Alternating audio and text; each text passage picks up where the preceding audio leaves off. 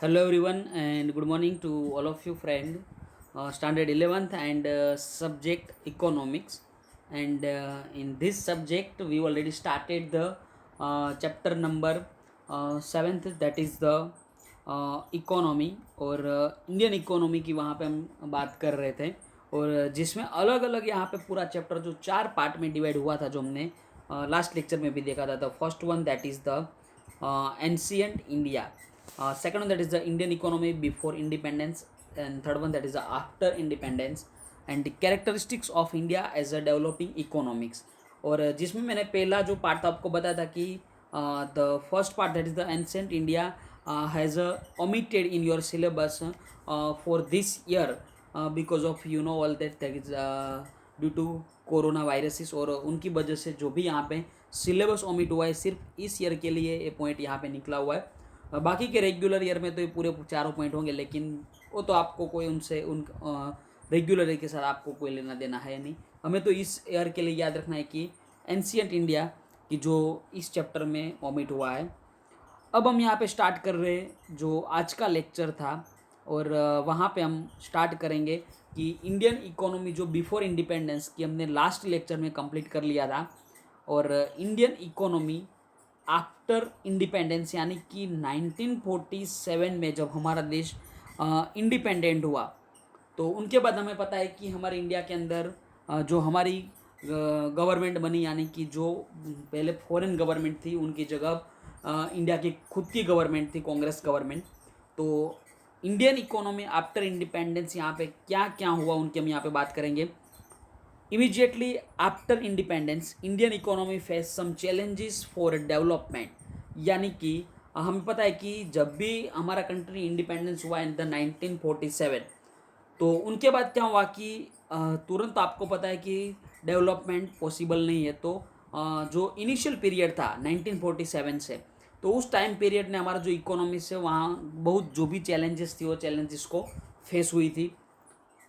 India today exhibits characteristics of a developing country with some areas of lower development and some showing a much improvement. यानी कि जो आज के दिन की हम बात करें तो आज भी हमारा जो कैरेक्टरिस्टिक्स हमारी कंट्री का कि डेवलपिंग कंट्री से, और जो भी हमारे यहाँ पे कुछ एरिया ऐसे कि जहाँ पे डेवलपमेंट है वो बहुत लोअर है, और कुछ एरिया वैसे भी है कि जहाँ पे जो डेवलपमेंट है या तो इम्प्रूवमेंट के साथ ज़्यादा. Thus, in the current times, we look at the characteristics of India as a less developed and as a developing nation both. यानी कि हमारे जो कंट्री की हम बात करो तो India as a less develop nation and as a developing nation, यानी कि दोनों यहाँ पे कैरेक्टरिस्टिक सेटिस्फाई कर रहे हैं, डेवलप और डेवलपिंग. अब यहाँ पे हमारे इंडिया के अंदर क्या क्या हुआ आफ्टर इंडिपेंडेंस, जो भी चेंज हुआ उनके बारे में सबसे पहले हम बात कर रहे हैं. तो यहाँ पे आप देख सकते हो कि सबसे पहले पर capita income. And what is the meaning of पर कैपिटा इनकम, पहले हम वो यहाँ पे समझ लेते हैं कि पर कैपिटा इनकम क्या होती है. तो फ्रेंड यहाँ पे आपको याद रखना है कि पर कैपिटा इनकम यानी कि जो हमारी टोटल इनकम है, total income divide by total population. तो ये फॉर्मूला हमें यहाँ पे याद रखना है कि per capita income is equal to total, या तो हम बोल सकते हैं कि जो हमारी ग्रोस नेशनल इनकम है या तो टोटल नेशनल इनकम, तो gross national income divide by total population. तो हमें यहाँ पे जो मिलेगा that is the per capita income.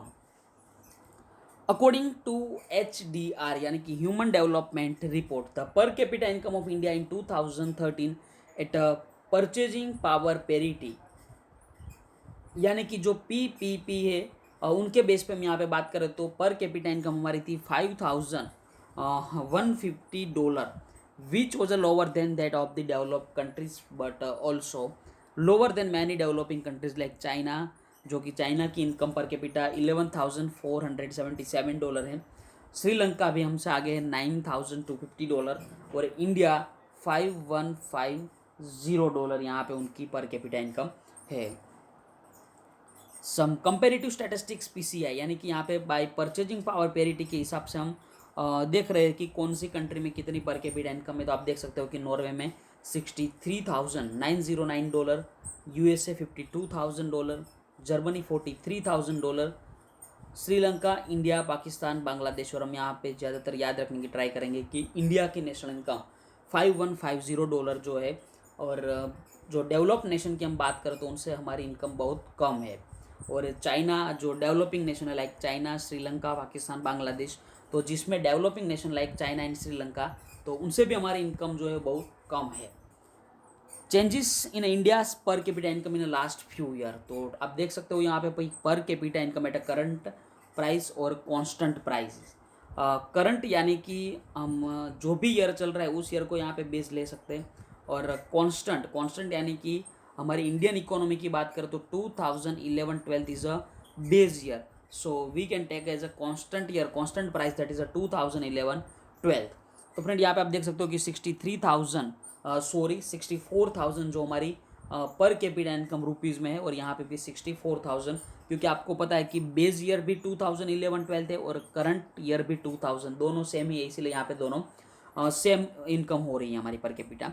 2012-13 में देखने जाए तो 71,000, 66,000, उसी तरह लास्ट में 2014-15 की बात करें तो 88,000 थी, और based on a constant price देखें तो 74,000। तो यहाँ पे एक अलग अलग ये जो भी पर कैपिटा इनकम है आपको सब कुछ याद रखने की ज़रूरत नहीं है, लेकिन जो इंडिया की और यूएसए एंड नॉर्वे, ये 2-3 यहाँ पे हमें कंट्री जो इनकी पर कैपिटा इनकम को याद रखने की ज़रूरत पड़ेगी।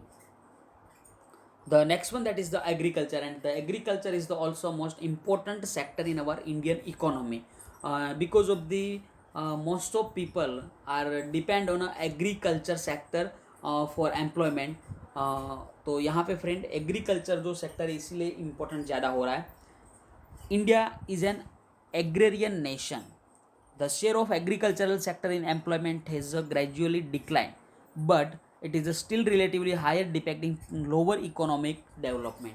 यानी कि जो एग्रीकल्चर सेक्टर की हम बात करें कि उनका जो शेयर है, उनका जो पार्ट है इन द एम्प्लॉयमेंट जनरेशन में, वो डिक्लाइन हुआ है। डिक्लाइन यानी कि डिक्रीज हुआ है। डिक्लाइन भले ही हुआ, डिक्रीज भले ही हुआ, लेकिन वो रिलेटिवली क्या है, हायर है। Developed nation have a lesser percentage employment in agriculture and higher in the industrial and service sector. यानी कि जो डेवलपिंग नेशन है लाइक इंडिया, पाकिस्तान, चाइना, तो ऐसे कंट्री में क्या होता है कि ज़्यादातर पॉपुलेशन जो एग्रीकल्चर के लिए किसके ऊपर डिपेंड रहती है, सॉरी एम्प्लॉयमेंट के लिए एग्रीकल्चर के ऊपर डिपेंडेंट रहते हैं। और जो डेवलप्ड नेशन है वहाँ पे क्या होगा कि उल्टा है कुछ, कि वो लोग एग्रीकल्चर के ऊपर ज़्यादा डिपेंड नहीं रहते, बल्कि वो लोग industrial sector and service sector के ऊपर ज़्यादा डेवलप रहते हैं।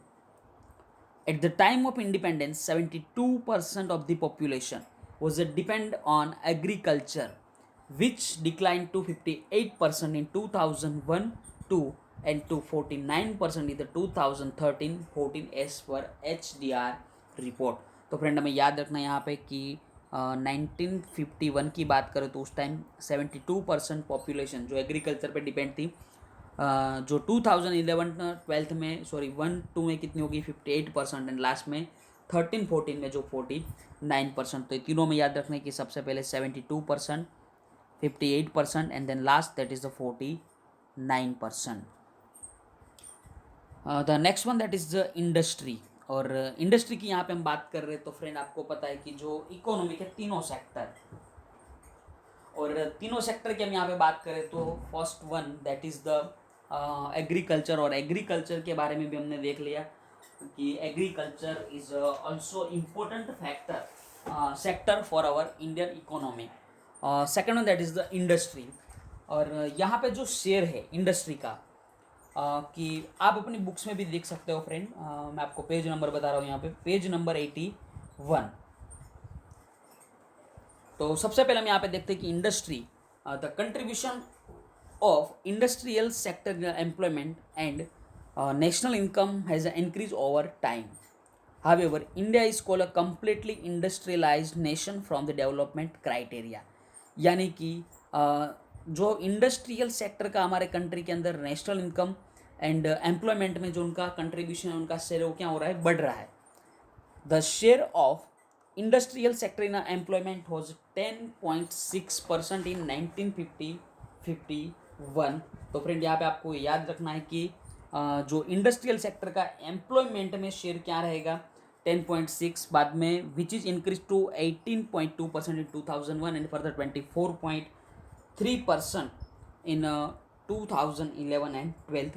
कि यहाँ पे जो भी फ्रेंड न्यूमेरिकल डेटा दिया हुआ है कि मैं आपको, आप देख सकते हो पेज नंबर 82 में कि share of various sector in national income and employment दोनों के अलग अलग टेबल दिए हुए, तो वहाँ पे ये पूरा जो डेटा वो दिया हुआ है न्यूमेरिकल वो हम वहाँ पे क्लियर करेंगे।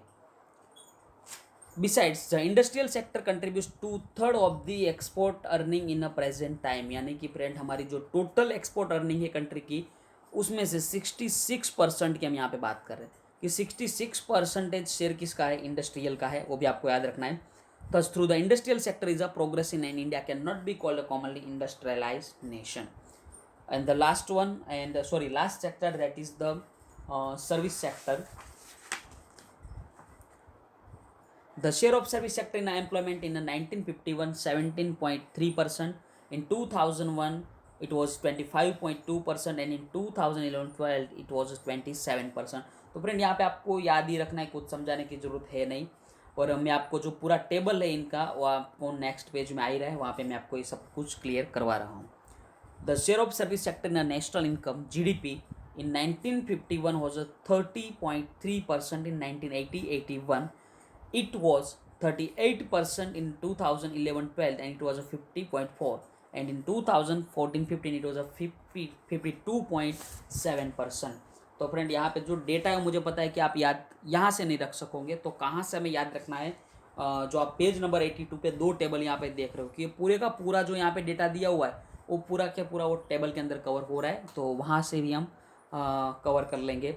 Such an increasing share of a service sector show that India is moving up fast on a path of growth and development. The fourth one, that is the population growth. The growth rate of population in India has a characterized lower development। यानी कि यहाँ पे जो population हमारी country में जो बढ़ रहा है, पॉपुलेशन का ग्रोथ रेट जो बढ़ रहा है, उससे तो यहाँ पे एक क्लियर हो रहा है कि हमारा जो कंट्री है वो डेवलपिंग नेशन है, यानी कि डेवलपमेंट वहाँ पे ज़्यादातर हुआ नहीं है, तो लोअर डेवलपमेंट है। There has been a average annual increase of 1.5% in a population after independence. यानी कि फ्रेंड जो एवरी ईयर एनुअल की हम बात कर रहे हैं, एवरेज एनुअल हमारी जो पॉपुलेशन का ग्रोथ हो रहा है वो कितना है 1.5%। आपको याद रखना है वो भी। इट सिग्निफाइज पॉपुलेशन एक्सप्लोजन, यानी कि पॉपुलेशन क्या हो रही है, बढ़ रही है। The population of India in 1901 was 23.84 crore, यानी कि अराउंड 24 करोड़ पॉपुलेशन 1901 में थी, विच इंक्रीज टू 36 करोड़ इन 1951, और 2001 में वो कितनी हो गई 102 करोड़ इन 2001। एंड लास्ट में हमारा जो सेंसस रिपोर्ट है 2011 की, वहाँ पे 121 करोड़ पॉपुलेशन थी। And such high growth rate population was remain a matter of concern. तो फ्रेंड यहाँ पे हमें याद रखना है कि 1.5% ग्रोथ रेट है। 1901 में 23 करोड़, इन 1951 में 36.1 करोड़, 102 इन 2001, एंड लास्ट में 121 करोड़ इन 2011। The next one, that is the poverty. Indian economy is characterized by high levels of absolute poverty. And what is the meaning of absolute poverty? यानी कि फ्रेंड एब्सोल्यूट पॉवर्टी, तो यहाँ पे क्या होगा कि जो भी हम डिसाइड करेंगे कि क्या हो सकता है पॉवर्टी में, जो एक पॉवर्टी लाइन के बेस पे ही डिसाइड करेंगे कि पॉवर्टी लाइन यानी कि जिन लोगों को अपनी प्राइमरी नीड सेटिस्फाई करने के लिए भी उनके पास कोई इनकम नहीं है, तो उनको हम पॉवर्टी लाइन बोलेंगे। और जितने भी लोग बिलो पॉवर्टी लाइन है they all are poor. Through percentage of population living below poverty line has a decline over years, it is still consider high. यानी कि कुछ पिछले साल की हम बात करें तो जो पॉवर्टी रेट है वो क्या हो रहा है, बढ़ रहा है, सॉरी डिक्लाइन हो रहा है, लेकिन तो भी वो ज़्यादा ही है। इन 74% of population living below poverty line was 54.9%। यानी कि 1973-74 में 54% जो पीपल थे वो बिलो पॉवर्टी लाइन थे, जो कितने हो गए 45%, 93 94 में। एंड जो 2005 की बात करें तो 37.2%। एंड फर्दर लास्ट में 2011-12 में सिर्फ कितने हो गए 21.9%। सो फ्रेंड यहाँ पे पॉवर्टी का भी हमने मीनिंग कंप्लीट कर लिया है। The next one that is the unemployment. And unemployment यानी कि काम नहीं मिलना। Structural unemployment constitutes significant proportion of unemployment in India. In the 1951, 33 lakhs people were unemployed. तो आपको याद रखना है वो भी कि जब हमारी कंट्री इंडिपेंडेंस हुई थी एट द टाइम ऑफ 1953, तो उस टाइम 33 lakhs पीपल की जिनको काम नहीं मिल रहा था। According to national sample survey organisation in 1999-2000, 7.31% of the total population unemployed, which increased in 8.2% in 2004-5। यानी कि फ्रेंड जो अनएम्प्लॉयड पर्सन की हम बात करें तो जो 7.31% टोटल पॉपुलेशन में से ऐसे थे कि जिनके पास कुछ काम नहीं थे यानी कि अनएम्प्लॉयड थे, जो 2004-5 में कितने हो गए 8.2%। और बाद में हमारे जो प्राइम मिनिस्टर थे मनमोहन सिंह कि वो इकोनॉमी से अर्थशास्त्री थे, तो उनके प्रयत्न तो काफ़ी हो गए कि 2009-10 में फिर से अनएम्प्लॉयमेंट का रेट क्या हुआ गिर गया यानी कि 6.6%। एंड फर्दर टू 5.6% इन 2011-12 यानी कि और वो क्या हुआ डिक्रीज हुआ। In the rural area the proportion of disguise unemployment is higher. Disguise unemployment यानी कि हिडन अनएम्प्लॉयमेंट की बात करें, मैं आपको एक एग्जांपल दे रहा हूँ यहाँ पे कि समझो कि कोई एग्रीकल्चर फार्म है। अब एग्रीकल्चर का जो फार्म का लैंड एरिया होगा वो तो इतना ही रहेगा। अब यहाँ पे 3 लोग काम कर रहे हैं। अब समझो कि हम एक और को यहाँ पे ऐड कर रहे हैं यानी कि 4 लोग अब हो गए, तो आपको पता होगा कि प्रोडक्टिविटी में कुछ इम्प्रूवमेंट होने वाला नहीं है। प्रोडक्शन तो उतना ही रहेगा क्योंकि लैंड एरिया तो फिक्स ही है, सिर्फ एक लेबर जो वहाँ पे बढ़ रहा है तो उससे कोई काम में फ़र्क पड़ेगा नहीं। That is the disguise unemployment. And the last one that is the human development. Various human development indices measured by indicators like average life expectancy। Average life expectancy यानी कि हम यहाँ पे अप्रोक्सीमेट कहेंगे कि कितने साल तक कोई भी बच्चा at the time of born वो कितने साल तक जीने वाला है, उनकी लाइफ कितने साल तक की है। लिटरेसी यानी कि education, gender ratio, infant mortality rate. Infant mortality rates यानी कि जो न्यू चाइल्ड है जो बोर्न हुआ है वो अपने बोर्न से लेके 1 साल के अंदर कितने बच्चों की मौत हो जाती है पर 1000, that is the infant mortality rate. And so on show that India stand a lower rank in a HDI. One such index is a Human Development Index and India's HDI in 2000। तो यहाँ पे अलग अलग साल के लिए अलग अलग डेटा दिया हुआ है कि 2000 के ईयर में 0.463 और 2010 में जो हुआ 4.547 एंड देन 2012 में 0.554 एंड 2013 में जो 0.586।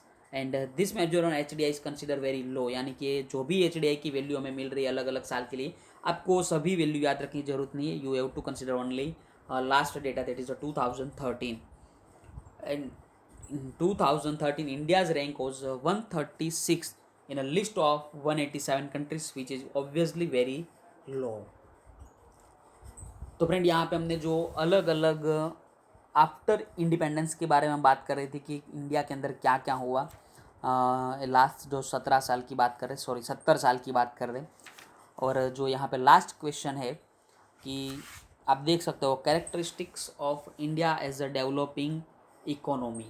तो ऐसे यहाँ पे जो कैरेक्टरिस्टिक्स दिया है आपको, ज़्यादातर मैं आपको पहले भी बता रहा हूँ कि पूरा चैप्टर जो न्यूमरिकल डेटा यहाँ पे दिया हुआ है, तो ये न्यूमरिकल डेटा यानी कि एनडी जो सिर्फ आपको याद ही रखने समझने की कुछ यहाँ पे ज़रूरत है नहीं। Through some areas of Indian economy mention above indicate lower economic development. India can not be called less developed nation. Indian economy shows characteristics of progressing economy and some of which are. तो यहाँ पे जो अलग अलग point दिए हैं उस point को हम यहाँ पे याद रखने की ट्राई करेंगे और उनके साथ ही ये समझने की ट्राई करेंगे, जिसमें फर्स्ट वन है that is the growth rate. The growth rate of Indian economy, which is a measure by the growth in a national output year by year, has a increase for Indian economy.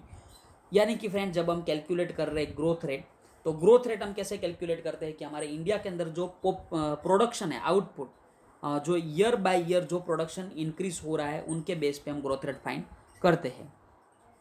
Specially after LPG यानी कि liberalisation, globalisation and privatisation की जो 1991 में हुआ था उनकी बात कर रहे हैं. तो आफ्टर 1991 यानी कि आफ्टर एलपीजी क्या हुआ, during the period between 1950-51 and 1990-91, तो आप देख सकते हो कि बिफोर एलपीजी यानी कि 1950-51 से, यानी कि after independence and before LPG, the average annual growth rate was around 3.5%. तो फ्रेंड आपको याद रखना है कि 1950 से लेके 1991 तक जो ग्रोथ रेट था that is the 3.5%. However, after the period of economic reforms in 1991, कि 1991 में जो रिफॉर्म हुए उनके बाद यहाँ पे जो ग्रोथ रेट हुआ वो क्या हुआ, इंक्रीज हुआ. और आप देख सकते हो कि आफ्टर 1991 की जो कितने हो गए 6.8%. After 2012-13, the growth rate is slowed down, and in the 2014-15, the average annual growth rate was less than 5%. यानी कि 2014-15 के बाद की हम बात करें तो that is only 5%. The second one that is the और यहाँ पे आप देख सकते हो कि जो प्राइस लेवल की हम बात कर रहे हैं एनएनपी की, net national income at a factor cost at a constant price level in the year 1950-51 was at 2,69,000 crores, which increased to 87,51,834 crore in 2013-14. यानी कि फ्रेंड हमारी जो नेट नेशनल इनकम की जो 1950-51 में कितनी थी, सिर्फ 2.5 लाख के आसपास थी, करीब 269. जो 2013-14 में कितनी होगी 87 lakhs crores. And then changing share of various sector in a national income and employment. तो फ्रेंड एम्प्लॉयमेंट और नेशनल इनकम में जो अलग अलग हमारे जो तीनों सेक्टर की उनका परफॉर्मेंस क्या है, उनका शेयर क्या है, तो मैं आपको होमवर्क में दे रहा हूँ कि ये पूरा का पूरा पैराग्राफ आपको होमवर्क में करना है. और साथ जो भी ये शेयर दिया हुआ है इन द नेशनल इनकम, तो नेशनल इनकम में आपको सिर्फ मैं एक इंडस्ट्री समझा रहा हूँ कि इंडस्ट्री का शेयर 1950-51 में 17% था, देन 27% इन 2001 एंड लास्ट में 2014-15 में भी वो कितना था 29.7 यानी कि 30%. तो ये पूरे का पूरा आपको याद रखना है. और मैंने आपको पहले भी बोला कि आप फर्स्ट डेटा याद रख लो और लास्ट, ये दोनों की कोई ज़रूरत है नहीं. पर कैपिटा इनकम, तो फ्रेंड पर कैपिटा इनकम के बारे में हमने आपको बता दिया. जो बात कर रहे कि सबसे पहले ही देखा आफ्टर इंडिपेंडेंस, तो वहाँ पे पर कैपिटा का जो वो कंसेप्ट था, तो ये आपके लिए होमवर्क, क्योंकि दोनों सेम टू सेम है, ज़्यादा कोई डिफरेंस है नहीं. लेवल ऑफ एम्प्लॉयमेंट यानी कि जो तीनों सेक्टर उनका क्या यहाँ पे शेयर है इन द एम्प्लॉयमेंट, तो ये भी हमने आगे समझ लिया. तो तीनों जो पार्ट है, तीनों जो यहाँ पे सेक्टर है, उनका जो एम्प्लॉयमेंट में पार्ट 1951, 2011, 12 दिया, दोनों आपको याद रखना है, इनकी कोई ज़रूरत है नहीं. तो यहाँ पे पूरे का पूरा जो पेज नंबर 82 कि आपके लिए होमवर्क रहेगा फ्रेंड, तो आपको रीड करना है क्योंकि आपने आगे वो समझ लिया है.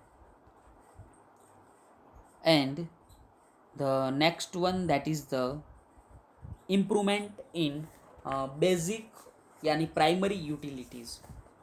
India has shown significant improvement in the provision of various utilities in the urban as well as in the rural area. यानी कि हमारे इंडिया के अंदर हम बात करें तो जो भी यहाँ पे इम्प्रूवमेंट हो रहा है यूटिलिटीज़ के अंदर, प्राइमरी यूटिलिटीज़ के अंदर, like electricity, it is also our primary utilities, water supply, roads, irrigation, transport, communication, health and education. तो ये जो अलग अलग यहाँ पे प्राइमरी यूटिलिटीज़ हैं उनके बारे में हम डिस्कशन कर रहे हैं. तो आपको यहाँ पे भी पूरा डेटा याद ही रखना है फ्रेंड. सबसे पहले हम यहाँ पे इरिगेशन से स्टार्ट कर रहे हैं. इरिगेशन यानी कि सिंचाई की जो सुविधाएं होती है एग्रीकल्चर में, उनकी बात कर रहे हैं. तो आफ्टर इंडिपेंडेंस 1950-51 की बात करें तो उस time only 22.6 million hectare of land across the country was irrigated, was increase to 63 million hectare in 2012-13. तो फ्रेंड आपको याद रखना है कि एट द टाइम ऑफ 1950-51 तो उस टाइम 22.6 मिलियन हेक्टर जो लैंड की वहाँ पे इरिगेशन की फैसिलिटी थी, जो 2012-13 में कितनी हो गई ओनली बढ़ के कितनी होगी 63 million Hector. Thus, about 45% of this total agricultural and land has a irrigation facility in present time, यानी कि हमारे कंट्री के अंदर जो टोटल एरिया है उसमें से 45% जो लैंड है एग्रीकल्चरल लैंड, वो क्या है, यहाँ पे इरिगेशन की फैसिलिटी है। लिटरेसी लेवल, लिटरेसी यानी कि एजुकेशन की हम बात कर रहे हैं, तो लिटरेसी रेट जो 2011-12 की हम बात करें तो 18.33% रोज टू 73% इन 2011। सॉरी फ्रेंड, यहाँ पे कुछ गलत है, 1949 50 लिखना है आपको, एंड 2011 में वो क्या हो गई 73%। इन 1950 देर वेर 20 यूनिवर्सिटी। फ्रेंड यहाँ पे आपको वो भी याद रखना है कि जब हम आज़ाद हुए उस टाइम हमारे देश में 20 यूनिवर्सिटी थी और 500 कॉलेज थी, 500।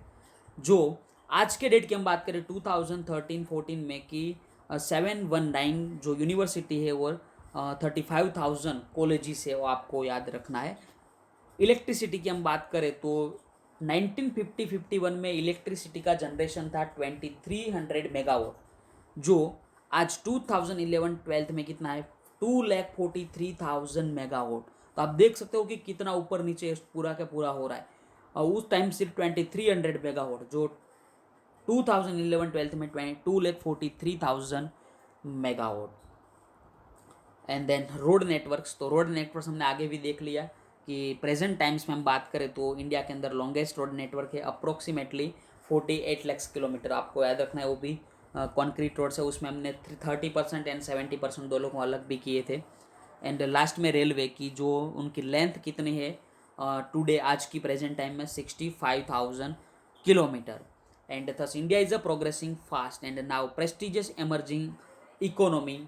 The per capita consumption of essential commodity is increase, यानी कि हमारी जो पीसीआई कंजम्पशन है वो एक्सपेंडिचर क्या हो रहे हैं, बढ़ रहे। और रिसर्च जो टेक्नोलॉजी इंप्रूवमेंट हो रहा है उससे जो हमारी life expectancy is also increase in the international comparison programme initiated by the world bank, यानी कि वर्ल्ड बैंक ने जो प्रोग्राम यहाँ पे किया था इंटरनेशनल कंपेरिजन प्रोग्राम कि इन 2011 was defined as the third largest country after US and China, while 2005 India was at a 10th position. यानी कि फ्रेंड आप देख सकते हो कि 2005 में हम 10th पे थे और सिर्फ महज 6 साल के अंदर हम कहाँ पे आ जाते हैं, 3rd में।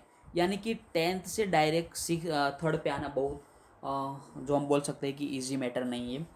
तो फ्रेंड यहाँ पे ये जो पूरा चैप्टर था वो ओवर, और आज का जो लेक्चर है हम यहाँ पे रख रहे। और नेक्स्ट की हम बात करें तो 8 चैप्टर हम may be after Diwali vacation, और या तो नेक्स्ट लेक्चर जब भी होगा तब हम कंटिन्यू करेंगे। So friend, thanks to all of you and take care, bye bye.